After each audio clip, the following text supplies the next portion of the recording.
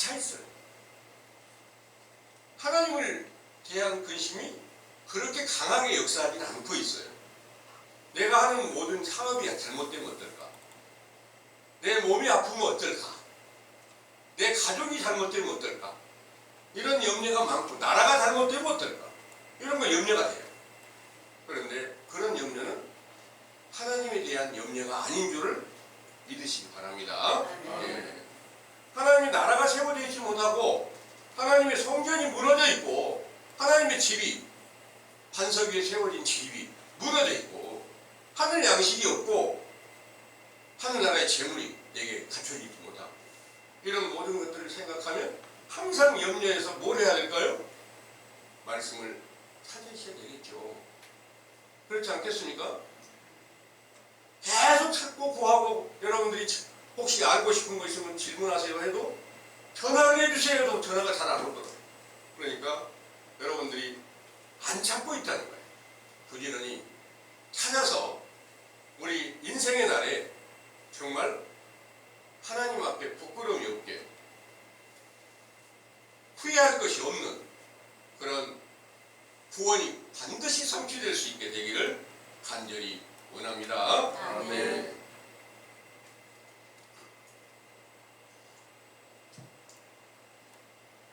인간은 다 누구든지 후회가 있을 수밖에 없지만 하나님께서는 후회가 없으시다, 이렇게 말씀을 기록하시고 있어요. 민수기 23장 19절의 말씀을 참고해 보겠습니다. 민수기 23장 19절입니다.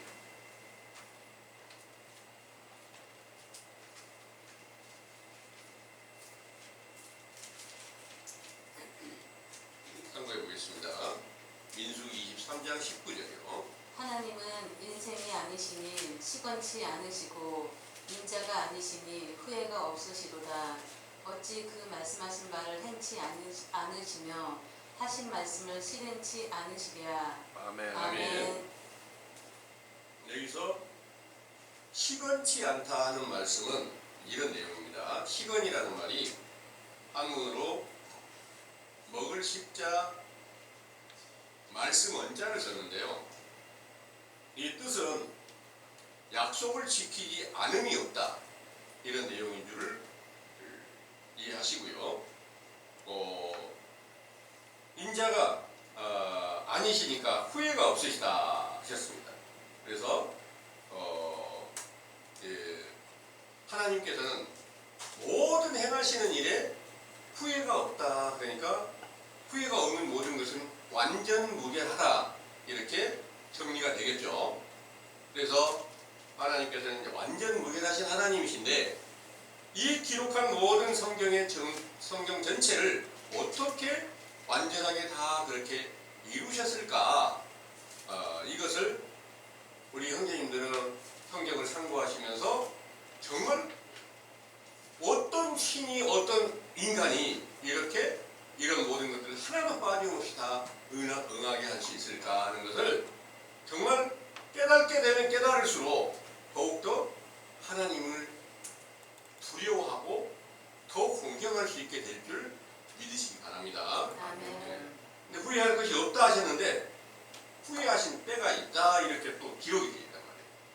이 내용은 사무엘상 15장 10절에서 11절을 한번 보겠습니다. 사무엘상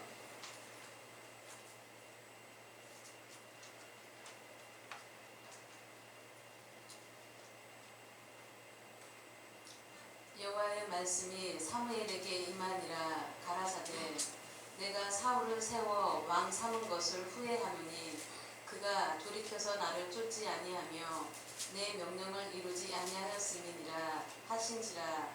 사무엘이 근심하여 온 밤을 여호와께 부르짖으니라. 사무엘이 사울을 만나려고 아침에 일찍이 일어났더니 폭이 사무엘에게 구하여 가로되 사울이 갈멜에 이르러 자기를 위하여 기념비를 세우고 돌이켜 행하여 길갈로 내려갔다 하는지라.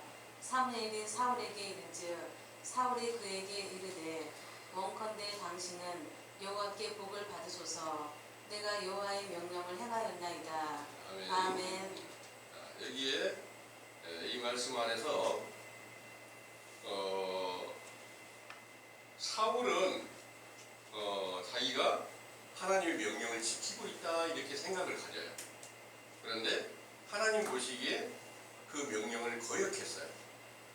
그러니까 그때 당시 사무엘 선지자로 인해서 사울을 왕으로 삼았는데 사울이 하나님의 명령을 거역하니까 하나님께서 세워놓은 그 왕이 기름을 부어가지고 왕이 되겠는데 그 명령을 거역하니까 내가 이 사울을 세운 것을 후회한다 이렇게 말씀하신 거예요. 그것은 사무엘에게 알려주신 거예요. 그런데 이 일이 왜 후회하신다고 이렇게 말씀하셨는가? 이 후회하신 후에 어떻게 이렇게 하셨느냐면 사울은 왕을 패하고 다윗을 왕으로 세우시는 겁니다. 다윗을 왕으로 세워서 다윗에게 이스라엘 나라를 전체 통일하고 가장 하나님의 법을 온전히 지키는 자로 세워서 이스라엘 나라를 하나님께서 가장 큰 영화가 나타날 수 있도록 다윗에게 큰 축복을 이렇게 주셨습니다. 그리고 그 아들 다윗의 아들 솔로몬에게 이제 완전한 지혜와 총명을 주시고 부귀영화를 주셔가지고 이스라엘 나라가 이 세상에서 가장 지혜롭고 완전무결하게 하나님께서 가장 큰 축복을 받은 나라로 세워졌던 것입니다. 이런 일들을 왜 후회하실 일을 하셨는가?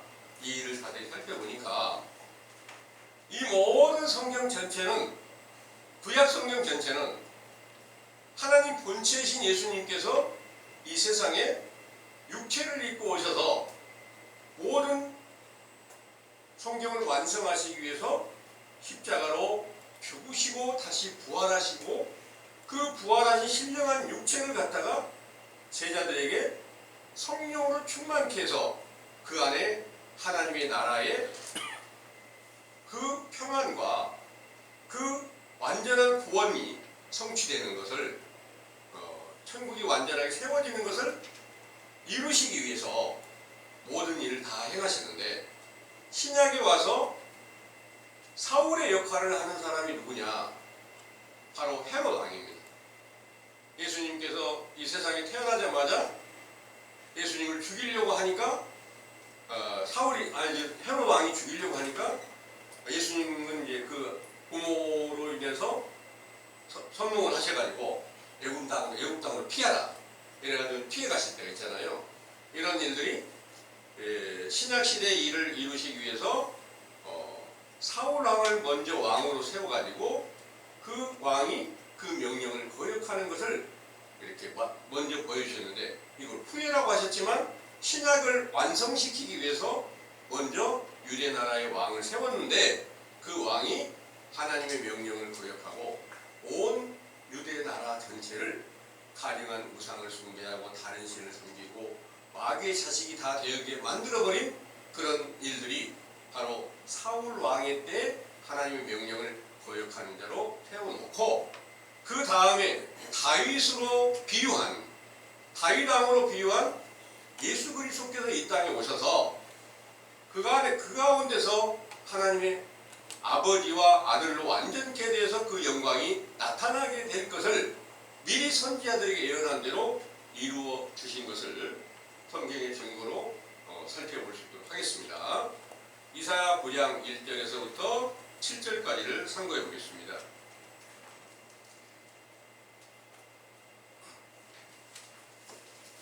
이사야 9장 1절에서 7절입니다. 전에 고통하던 자에게는 흑암이 없으리로다. 옛적에는 여호와께서 스불론 땅과 납달리 땅으로 멸시를 당케 하셨더니 후에는 해변 길과 요단 저편 이방의 갈릴리를 영화롭게 하셨느니라.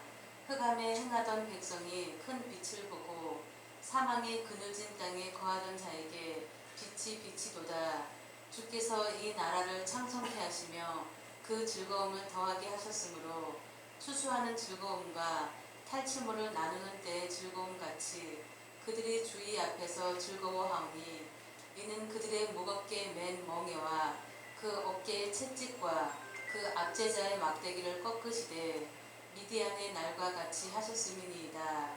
어지러이 싸우는 군인의 갑옷과 피 묻은 복장이 불에 섭같이 살라지리니 이는 한 아기가 우리에게 낳고 한 아들을 우리에게 주신 바 되었는데 그 어깨에는 정사를 메었고 그 이름은 기묘자라 모사라 전능하신 하나님이라 영존하시는 아버지라 평강의 왕이라 할 것이니라. 그 정사와 평강에 더하며 무궁하며